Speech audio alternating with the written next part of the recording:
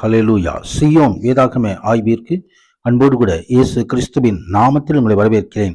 இன்றைய தினத்திலும் ஏசாயா தீர்க்கதரிசன புஸ்தகம் அதிகாரங்கள் 13 முதல் 15 அதிகாரங்களில் உள்ள வசனங்களை தியானிக்க சர்வ தேவன் தாமே நமக்கு கிருபை பாராட்டுவாராக. 13வது அதிகாரத்திலே பாபிலோனுக்கு விரோதமாக ஒரு தீர்க்க தரிசனம் கடந்து வருவதை குறித்து நாம் பார்க்கிறோம். சோதோம் குமரோவை போல பாபிலோனும் கவிழ்க்கப்படும் என ஏசாயா தீர்க்க தரிசனம் உரைக்கின்றார். மனித சரித்திரத்தின் ஆரம்பத்திலேயே பாபிலோன் அஞ்ஞான கலாச்சாரத்திலும் தேவனையும் அவரது வழிகளையும் எதிர்ப்பதிலும் மையமாக அமைந்திருக்கிறது.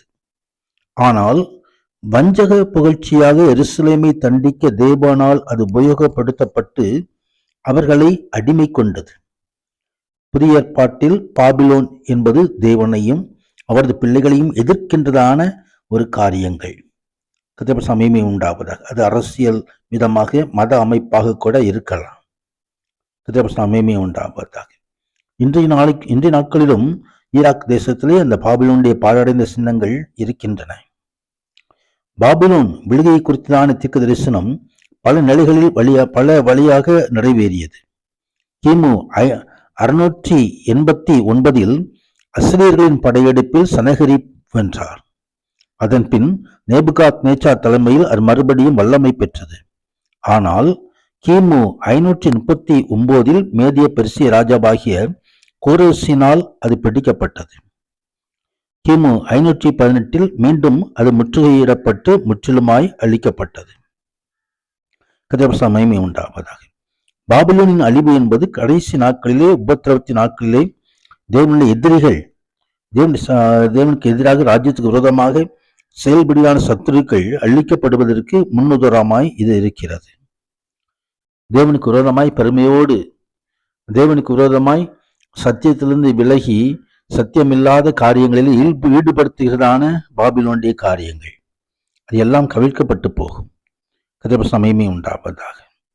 ஆம், இனி அதில் ஒருவரும் குடியேறுவதில்லை. மனித மகிமை, மனித கண்டுபிடிப்பு இவற்றால் உண்டாகி எந்த நினைவு சின்னமும் நிலையானதல்ல.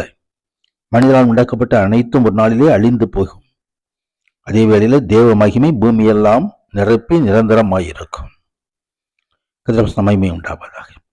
பாபிலோன் ராஜாவுடைய விழுகையை கண்ட அனைவரும் அந்த காரியங்கள் வைத்து 14வது அதிகாரத்தில் எழுதப்பட்டிருக்கிறது.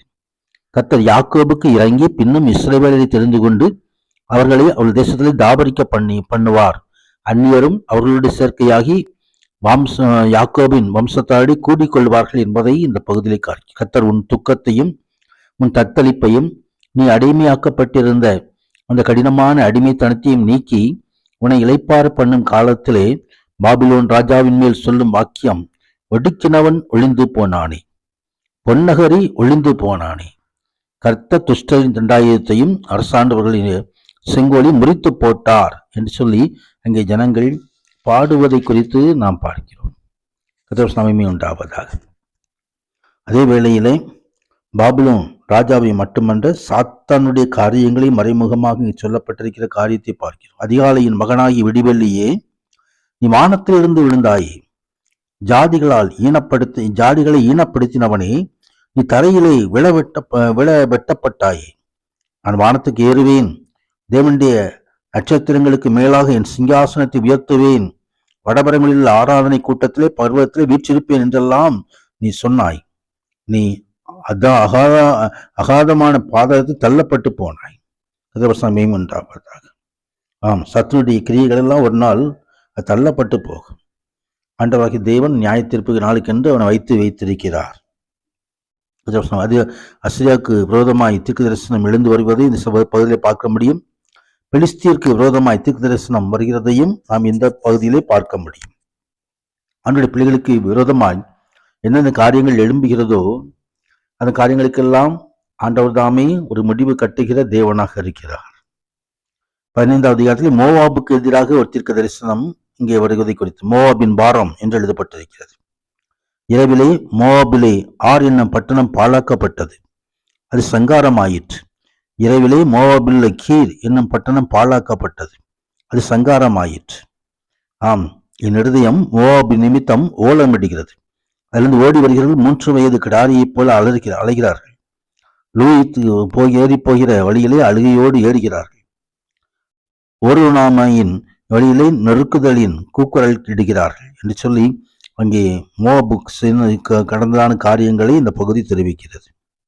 சவக்கடலுக்கு அருகே கிழக்கு பகுதியிலே அமர்ந்திருக்கும் மோவாப் எப்பொழுதுமே இஸ்ரேலுக்கு பகையாகவே இருந்து வந்தது.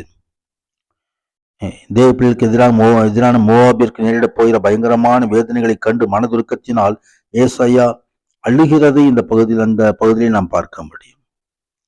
சமமே உண்டாவது, என்னிடையே மோவாபின் நிமித்தம் ஓலமிடுகிறது என்று சொல்லி ஏசாயா